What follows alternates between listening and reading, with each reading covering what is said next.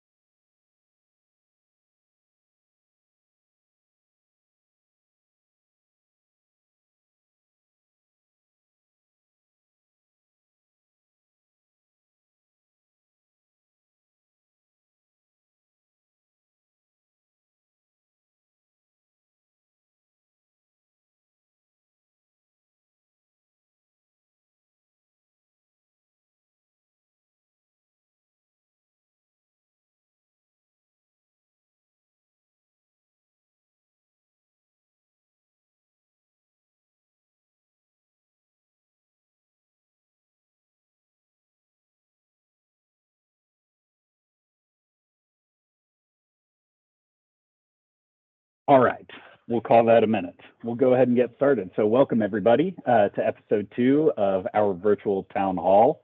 We got a lot of great feedback from our first episode, and so this is definitely something that we're going to continue on. And we're very excited for the speakers that we have today. I'm your host, Michael Ensminger, and I have Mr. Gilbert and Mr. Jason that I'm going to bring on screen here for some quick introductions, and we will jump into it.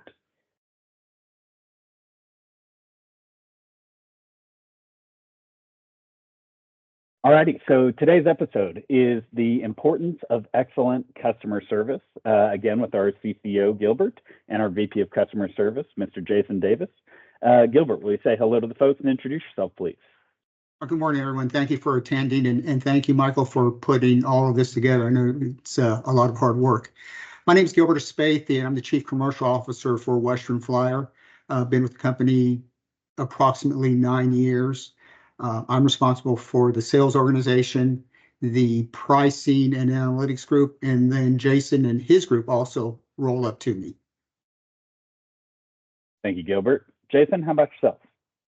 Good morning, everyone. Thanks for taking the time to attend. Looking forward to delivering a clear and concise message today to help Western Fire move forward in the marketplace. I've been the VP of Customer Service here at Western Flyer for approximately a year and a half. I do report to Gilbert and the customer service team and our inside sales team, which procures loads for the fleet. When we don't have customer loads, also needing service, that team also rolls up to me. So thank you for having us.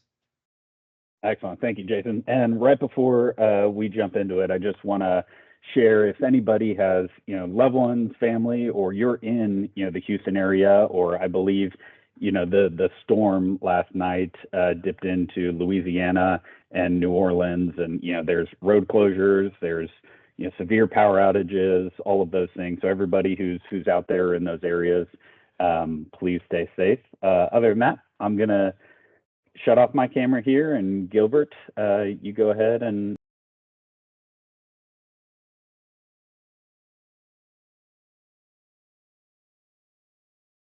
So, customer service in a commodity industry, the truckload transportation industry is highly commoditized. So what does that mean? It means that basically the surface transportation. There you go. The surface transportation spent in the United States is approximately 1.3 trillion. Of that is roughly 700 to 800 billion. That's with a B. Western Flyer plays in that space. And to understand that we are in a commoditized industry, you have to understand the industry. There are over 750,000 registered MC numbers that are applied to truckload carriers. There are 82,000 MC numbers that apply to brokers. That's a massive number. And we're talking commoditized. The next piece of it is it's a very fragmented industry. Approximately 90% of the truckload carriers have 10 trucks or less. Western Flyer being somewhere around 1,000, and then you incorporate IWX in at another 250, 300. We're in the top 1 to 2% of the truckload carriers in the nation. But again, we are in a commoditized industry. Transportation procurement is a commodity to all the big retailers we work with, the manufacturers, the distributors. It is a line item expense. It is not a profit center. So at the end of the day, shippers are always looking for value. So how do we create value? And what are some examples of value? When you look at the fast food industry, you cannot drive more than a block or two without seeing a McDonald's, a Jack in the Box, or whatever. Chick-fil-A, they only do chicken. Chick-fil-A has been recognized for great customer service. When you walk into a Chick-fil-A, you walk in and they greet you. They say, hello, welcome to Chick-fil-A. They take your order. If you want something special, they're going to give it to you. They get you a drink. They take your food to your table, and then they're constantly asking you if you need something else or a refill. Conversely, you go to McDonald's, they have a kiosk, and they'll give you chicken nuggets. They'll give you a Big Mac. I mean, possibly at one time, who knows, even the McRib sandwiches. Going back to Chick-fil-A, they only do one thing, chicken, but they do it well. They know their lane. And again, they make you feel valued. That's how Western Flyer has been successful in the trucking industry. When you talk to shippers, there's 3 things that they always basically come up with when you ask, what does an ideal carrier look like that you want to work with? Somebody that provides service, somebody that provides a rate, and then somebody that provides capacity. And it's usually in a different order, depending on who the shipper is. But irrespective, those are always the 3. So from our perspective, we have to check all 3 of those boxes. But we have proven time over time, the most important component of that is service. And in that is communication.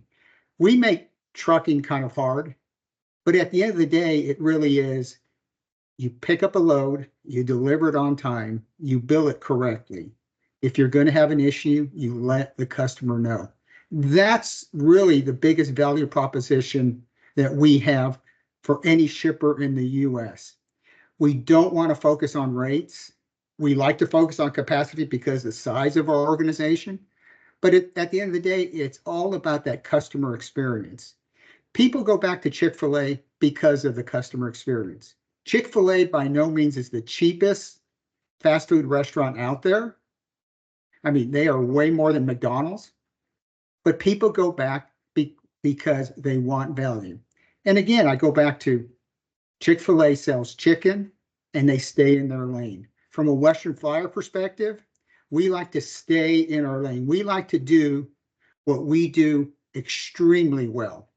Mediocrity does not distinguish you in the marketplace. There's plenty of mediocre carriers out there that don't deliver service. In this day and age, with a lot of technology, with AI, customers are using service as part of the awarding process when they bid out their freight. The larger, more sophisticated companies out there are now able to incorporate that into a bid. And a lot of the larger Fortune 50 companies have no intervention anymore. It's a system making decisions, but part of the decision is based on that customer experience. Have we hit their metrics? Have we hit the KPIs? And are we considered valuable? My perspective on a great customer experience, I believe it's worth somewhere around 5% from the marketplace. I think we have proven over the last few years in this down market that because of the customer experience that we have given our customers, our rates for the most part are about 5% above the market rates. So that kind of ties into my thesis of, if you give a customer good service, they're going to give you a little bit more consideration from the rate perspective. They're just not going to say a hard no, your rates are too high, we're not working with you. They give you that consideration. So at the end of the day, it's extremely important as an organization that everybody in the organization understands that we have to service our customers. We have to communicate. Without customers, it's difficult for a Western Flyer to stay in business. I mean, at the end of the day, customer freight is highly desirable. It's something that it's non-negotiable, especially in a down market like we're in. It's a challenging market out there. We're in probably the close to the 24th, 25th month of this freight recession. But overall, our rates are better than the industry. We have analytics that prove it out. We've seen it. Our rates are above, basically all the data we get says that our rates are better than the market. The reason why is that customer experience. People are going to pay a little bit more if you take care of them. They feel like you really care. They feel like you're a partner. All of that is important to people. And us as consumers, we want to feel like somebody that they care about us. I mean, that they care about getting the orders right. That Amazon and IKEA, who are all recognized industry leaders and customer-centric companies, that they get the order right and that they ship it when they're supposed to ship it and have it at our home when we want it. All of this is wrapped up in the customer experience. And when you have as much competition as we do in our industry, the only thing that delineates you in the marketplace is the customer experience and customer service. Well said, Gilbert. Thank you. Jason, let's keep it rolling. Okay. I obviously agree, and we'll segue off of what Gilbert was saying. You know, in a commoditized industry, in a commoditized situation, really in any form or fashion, what are the differentiators? Western Flyer has proven that we've put focus and energy and resources towards differentiating ourselves in a very commoditized situation. This slide right here, I believe, represents that in many different ways. These are all the components and all the people that make up our team that help us deliver an exceptional customer experience. And each of them provide differentiators that allow us to bring more value collectively to the table. So from a safety perspective, you know, safety is a little off the grid when you talk about customer service, but these are the guys that keep our drivers accountable, let everyone know that we are a safe over-the-road carrier in markets where it is commoditized, in markets where there is a tremendous amount of competition. Things like safety scores are a huge differentiator for customers. So even in the nooks and crannies of the business where you might not think, hey, that's not front and center customer service, it definitely has a tremendous amount of impact. I think we could say the same thing about accounting. Customers want one invoice. They want it right the first time. Just like we do at Chick-fil-A, we want our order right the first time. So from life of a load, life of a shipment, tender process coming in from the customer via EDI, over the phone, via email. From that point forward, we want that to be seamless from the customer's side of the fence. They don't want to hear that, well, let me transfer you down to accounting to get your invoice, right? We have to be responsive to their needs. We have to have one, maybe 2 points of contact, and we continue to streamline that conversation to where customers feel taken care of. They know who their points of contact are, and we are accountable to meet their expectations. I could go through this, a couple other highlights that I want to throw out. Recruiting, bringing in drivers to in a very competitive situation, in a very competitive industry, continuing to bring drivers to the table to get Western Flyer loads delivered, to make sure that we have capacity out on the road. Tremendous impact. Pricing and operations the same. These pieces go hand in hand with customer service. We could not live without them. Think sales and IT kind of fit the same function as safety right there in the periphery. Sales goes in and grabs the bag and brings freight back to the table. And then it's up to us in customer service and all the other components on the screen to make that sale work for us and bring value to the customer. So to me, differentiators are a huge part of this. I apologize. Oh, sorry. Go ahead, Jason. Okay. I'm sorry. So one of the things I think is the next iteration for Western Flyer as we continue to tighten our network, continue to improve on our service experience. I think what we want to look at is collaborative, cross-functional collaboration across departments. How do we collectively have conversations that focus on the customer experience, close gaps, create scenarios where if the customer asks, can Western Flyer provide this? The answer can always be yes. That would be the goal. Very good. And Jason, you had a good question, that you posed to Gilbert and I as we were kind of preparing this episode regarding business accessibility. Do you recall that? Yeah. So from a business accessibility perspective, to me, this is one of the things that let's don't abuse the Chick-fil-A scenario, but it does apply in most of the things that we all try and accomplish when we're trying to be best in class customer service. Ease of use. Does a customer feel like Western Flyer is easy to do business with? Are we easy to get a hold of? Do we follow up when we say we're going to follow up? Do we come through on our promises? Are we available after hours and on weekends? Are we accessible? Are we relatable? As in, customers come back to people they have commonality with. If we are providing a good service, to Gilbert's point, not only does it provide us the ability to negotiate rates, but it also provides us the ability to go to a customer in a market where we have a need and say, hey, Mr. Customer, I've ended up with excess capacity in your marketplace. I feel like we've had a good experience. Our metrics from previous periods show we've had a good experience. Do you have the opportunity for us to grow with you? That, if they have that, wow, Jason and the customer service team at Western Flyer are great to do business with. They're available. They provide answers. Seems like a much easier path to business growth to me than, yeah, well, you guys are, tough to get a hold of sometimes. And sometimes our chicken comes out, but our fries don't come out. So we want to provide that holistic experience from maintenance to IT to accounting. And we want all that to seem at ease for the customer. I love that question. I mean, the reason why I love it is I think everyone can individually, or whether you're a leader of a team or a department, whether you're a driver or contractor or an employee, I think everyone can ask themselves that question, what can I do to ensure that Western Flyer is easy to do business with? I think if everybody asks themselves that question, as it relates to our customer service, that we can continue to grow and expand. And customer service, Gilbert, I think you're gonna go into this a little bit.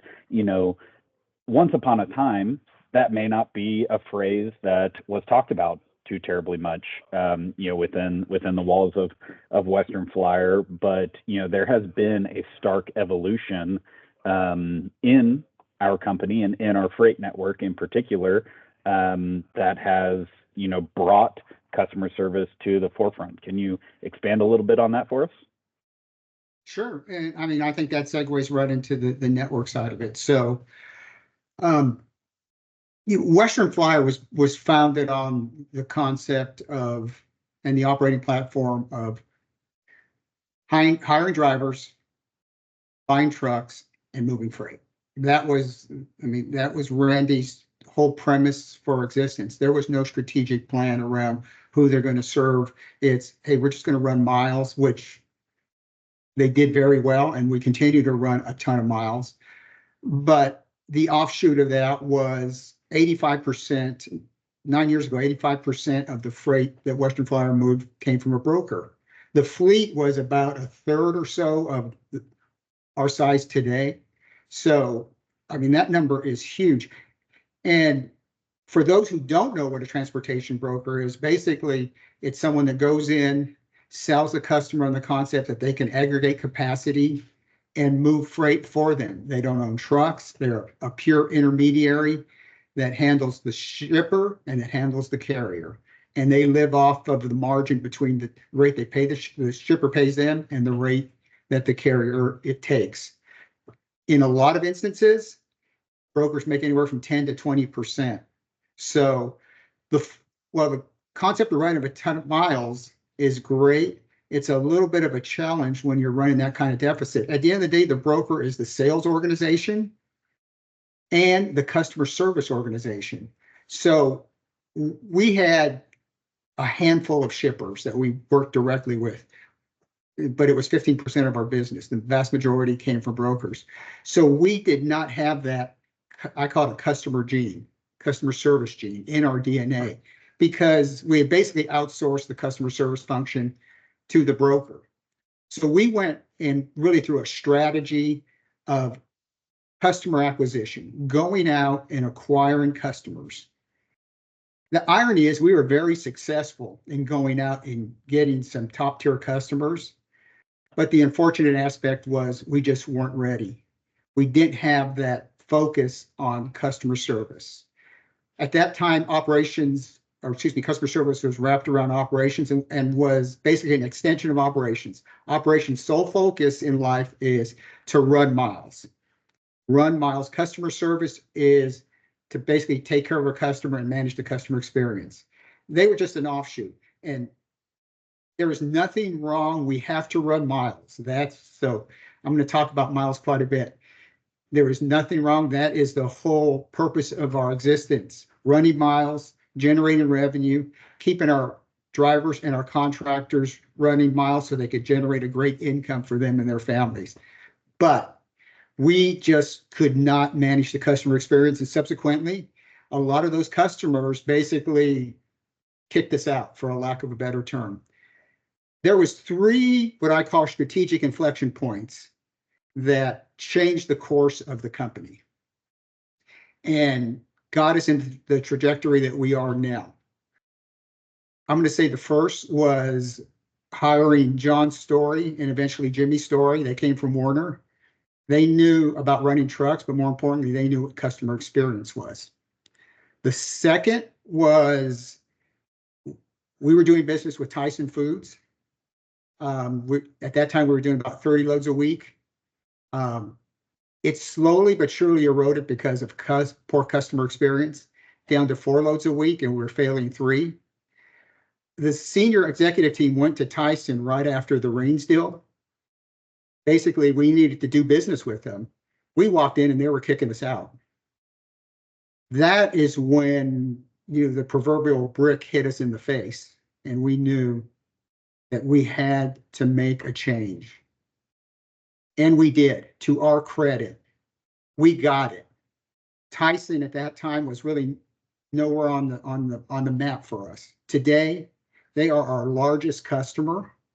We win awards. We're one of their top carriers from a spend. All the other carriers that are above us or in the same spend space basically have over 2,000 trucks. We run, call it 700 reefers.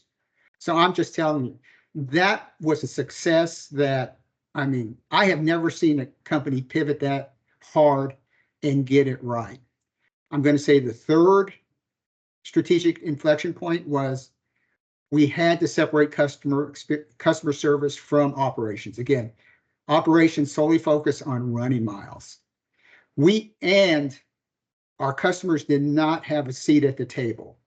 So we separated the function, rolled it up under pricing and analytics, hired Jason, who came with a vast amount of customer experience, and now the customer has a seat at the table. Operations and customer service are counterweights. They go back and forth all day, but they are dependent on each other to be successful. They cannot exist without each other. Is there friendly friction? Do we get into some intense conversations? Absolutely, 100% every day. But at the end of the day, neither group can exist without each other. It makes no sense going to a shipper, hauling freight from a broker for 15% less. We're doing the same work. All we have to do is work with the customer direct and manage them. Today, I am so proud of what we have accomplished in our network. Our customer roster, I know I could name off 10 carriers right now that would basically give anything to have our customer roster. We work with Walmart, who unfortunately kicked us out 2 or 3 times. We got it right. They're our second largest customer. Kimberly-Clark tried to kick us out a bunch of times. They are our 3rd to 4th largest customer. And it goes on. Home Depot, Michelin, JBS, I don't know how many times they kicked us out. And I'm going to own some of this dysfunction from the customer service side. I enabled operations because I just went, when we were getting kicked out, I didn't know any better. I just go back to the customer and beg and cry and just hope and do everything I could to hang on. My famous phrase, and I probably told Carlin this 30 times, is we just need to live to fight another day. But all that effort cumulatively in the organization has paid off. We have the best customer base out there. We can compete from a service perspective with anybody. We won the Tyson Award. We've won awards from JCI twice. Kimberly-Clark, who never would have thought of even considering us as a Carrier of the Year, gave us a massive award. And a couple of weeks ago, I just threw it out to him in a conversation that, hey, our service is so good, I think we should get Carrier of the Year. And after they kind of gagged it down because they still remember the good old Western Flyer days, they kind of agreed. So that is the one thing that when I wake up in the morning still gets me excited about Western Flyer. Everything we have accomplished building this network, and this is a complex freight network. Previously, we were very linear. We went east and west, north and south. We are now sending trucks to the East Coast, running up and down the East Coast, running diagonally out of, I call it diagonally out of Georgia to Illinois. We're doing things in this marketplace to create values for our customers. I go back to the Chick-fil-A. They stay in their lane. They just sell chicken. We know how to stay in our lane, but we continue to evolve. Customers ask us to do some stuff that really we're going to fail. I mean, we know we're going to fail.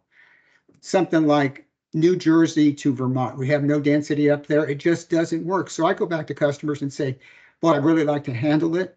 It's just not something that we're going to be really good at. You could find somebody a little less expensive and that might do a little bit better job. And when a customer says, oh, okay, then I ask, but what about more freight to Oklahoma City? So, the strategy is say no and ask for more applies. And that's how you manage customers as far as expectation. We have done an excellent job from the C-suite all the way down to our driver and contractors. We have changed the course of Western Flyer. Are we where we need to be with every customer? No. Are we cognizant of it? Absolutely. We have never talked service. I mean, it still blows me away the amount of focus and effort we put to drive customer service and meet customer expectation. That is something that I am so proud of. Like I said, that's the one thing that gets me excited when I walk in the morning, that we have accomplished all this, but yet we still have a long way to go. We built a trophy case in the office just in anticipation of winning more trophies. You say, well, Gilbert, what's the big deal about a customer trophy or being a Carrier of the Year for a customer? It opens opportunities. They look at you in a different space. When you're a Carrier of the Year for a customer, they give you special consideration. We have seen that time and time again. So it's just not a vanity project to have a bunch of trophies in our trophy case, which I'm good with. I mean, shoot, I want to fill that sucker up. But those trophies give us opportunity with customers. And the second piece of it is it validates our existence. Large customers, large truckload carriers see Western Flyer winning awards.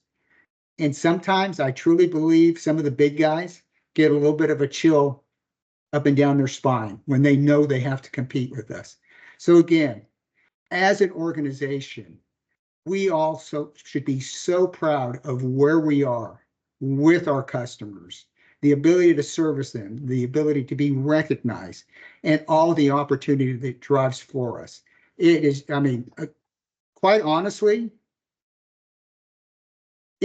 our transition into this customer-centric organization, it would be a fantastic white paper to write. One of these days, I'm going to teach a class at Walton Business School in the supply chain on customer expectations and how an organization needs to pivot to meet those expectations.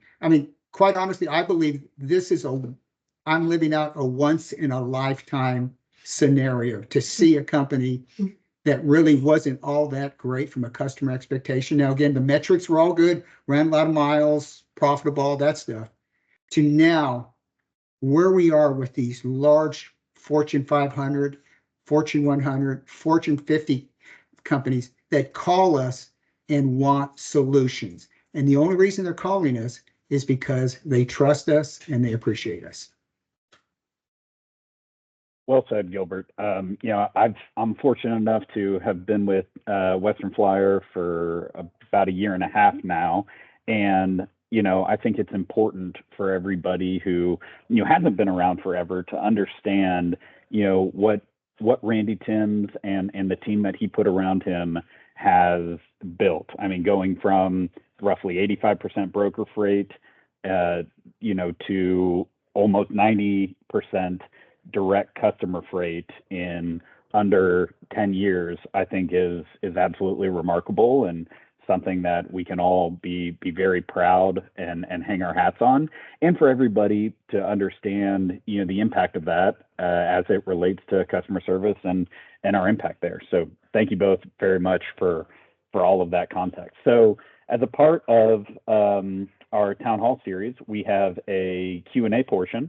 And so, we ask that drivers, contractors, employees submit questions relevant to the topic. So for future episodes, please, everybody, make sure that you feel welcome to email us at townhall@drivewfx.com, and we'll definitely take those into consideration. So for question one, Gilbert, this one goes to you. In terms of customer service, what are some specific actions or behaviors that WFX expects from us, the drivers, when interacting directly with customers at pickup and delivery points? This person wanted to remain anonymous, but this was from a WFX driver. So, well, first of all, thank you for the question. The biggest thing from a driver or contractor perspective is, if it's a live load, be there on time. Actually, be there earlier. 15, 20, 30 minutes earlier, so you can get checked in if there's a line or whatever. That is really the biggest thing. Show up, be on time, be courteous, be respectful. And really that's, on the front end side of it. And then really from a trip planning standpoint, you trip plan effectively. And if you're running late or you're going to have any issues, please communicate with your FM. We're in this space that we're in with all the compliance requirements.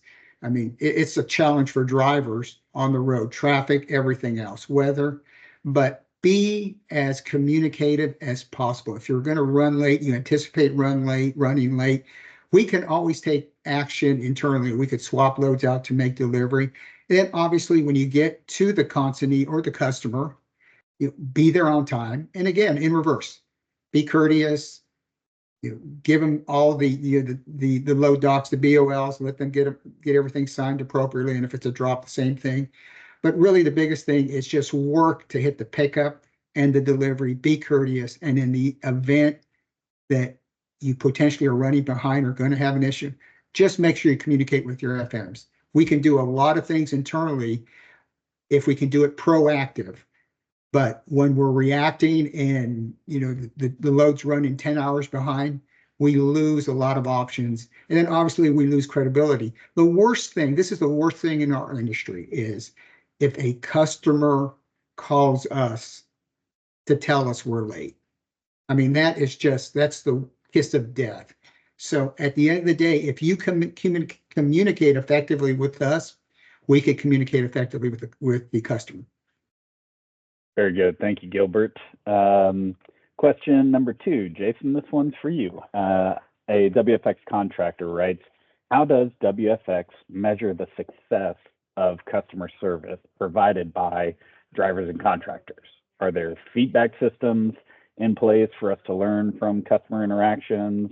How can we access this feedback? I mean, really, how is customer service kind of measured from a customer's perspective? So I'll echo Gilbert. Thank you for taking the time to present us with the question. Really, for us, the Bible that customers go off of are scorecards. The cadence of those scorecards does vary because some customers do it weekly, some customers do it monthly. But either way, the true feedback that we all receive, including drivers and contractors, would be on-time pickup and on-time delivery. Kind of once again back to what Gilbert said, these are the measurements under which we either succeed or fail. It's not more complex than that, actually. So, as a driver or contractor, there are not feedback systems in place, but I will say this, the feedback is immediate. Did you pick up on time? And did you deliver on time? If those things were met, you can absolutely say that you've contributed to the success of where Western Flyer is headed and the customer relationship. Once again, if you are running behind in those customer interactions, we want to be able to notify a customer. They are a lot kinder and a lot more lenient on their feedback when we are proactive about communication. So it's a yes and no. No, there's not a system in place, but as a driver, just as we know when we're picking up and delivering on time, we're doing the right things, we're meeting the customer expectation, we're meeting our commitment, so we are living up to expectation. I will say this, if you as a contractor or a driver ever wants to understand, hey, how are our service scores with Home Depot? You can feel free to ask your FM. If your FM doesn't know, they will get that to customer service and we can provide you that information. And it would be general, right? Hey, our last period of being graded was the month prior. We were at 94% on-time delivery. And the guy might tell himself, the driver contractor might say, wow, I delivered 4 loads in for that customer for the year. Once again, those are for the 94% that was on time. So I think it is an understanding of the load parameters that you're on. That is one thing I would ask all drivers and contractors. Please make sure you know when the load picks and when the load delivers. If there's any gray area, if you're unsure, if the Qualcomm didn't come through with the information as expected or the full information, we owe you that communication. So please reach out. Remain diligent on that, but on-time pick and delivery, those are the bookends that we in the industry all live by for feedback and performance. You said it, Jason. Great explanation. This third and final question also comes from a WFX driver. I think we kind of touched on the second part of this already. So really, Gilbert, I want you to focus on kind of the first part of this question, which is, can you provide examples of how improved customer service has directly led to more business or higher satisfaction rates among WFX clients? Yeah, now that is a great question. I have multiple examples I could talk to you all day about, but I think the ones that are really the most relevant are Tyson. I mean, again, 4 or 5 years ago, 4 loads a week, we were failing 3. Today, they are our largest customer. They drive the network. And the only reason we went and seen exponential growth is because of service. Service levels that are, quite frankly, unbelievable considering the challenges of dealing with a protein shipper. I mean, protein shippers are not the easiest customers in the world to work with, but hitting 98, 99% on time, having weeks that we actually were at 100% is really unseen. So that is the only reason And they have told us multiple times, the only reason you are one of our largest carriers and see the business that you see is because of service. I mean, like I said, I have a whole bunch of them. Walmart.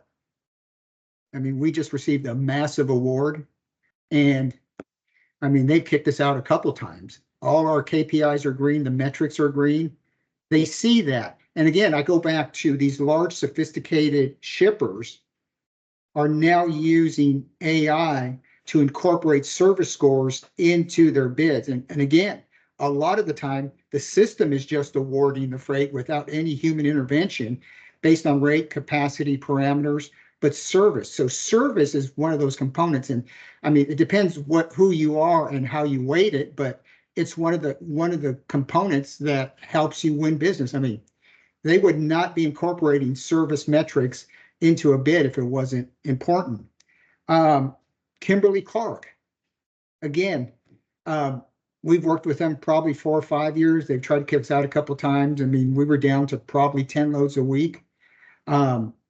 We finally realized that we had to service them and started to service them.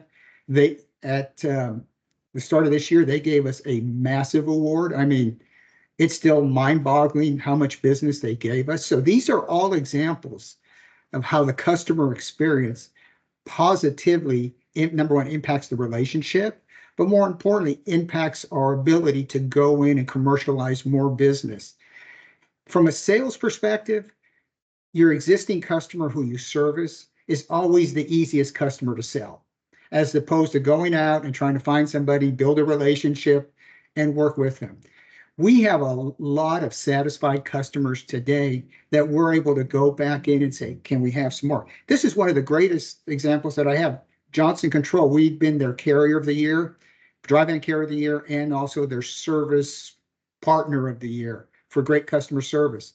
The head of their logistics called me up on a Friday night at about 5:30, said, hey, I've hot load from Tulsa to the plant in Norman. Go get it. He didn't ask if we could do it. He didn't ask if we would do it. He didn't ask what the rate was. He just said, do it. And oh, by the way, it has to be in before third shift or the plant goes down. Well, guess what? We did it. I mean, we charged him a fair rate, but by no means were we cheap. Those are the kind of relationships when someone counts on you and really just says, go do it. We trust you. Those are the most valuable relationships we see in the industry, and you can monetize those. You can effectively grow that business. And again, our rates, we have shown consistently that our rates, even in this down market, are 5% above the market. If we were at market or below market, that would be a reflection because of our service. Because we are providing great service to our customers, it gives us that consideration. Once again, we are in a commoditized industry where, I mean, we know customers at a penny is too much and they'll kick you out. But because we're providing good service to our customer base as a whole, they're more tolerant when we come in and look for rate increases. So again, these are just a few examples, but I could list many more examples of customers that we have serviced and we've been able to extract. I'm not going to say premium pricing in this market because there is no premium pricing, but good, solid, above market pricing. Excellent, Gilbert. Thank you. Thank you very, very much. I really appreciate that. You know, this episode was fantastic.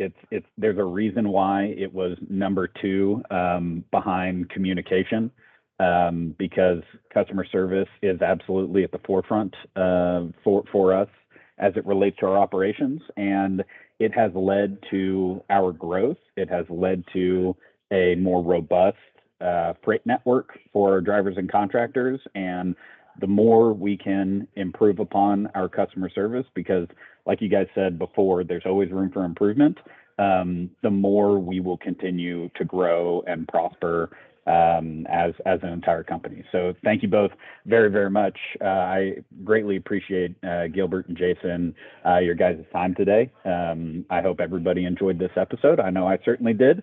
And, you know, we have episode 3 coming up, which will be with our VP of operations, Mr. Rob, and he will be talking about fuel efficiency and trip planning. So stay tuned for that. I want to thank everybody for taking the time today to hop on here. And if you hopped on late or you had to hop off, there will be a recording that we'll share.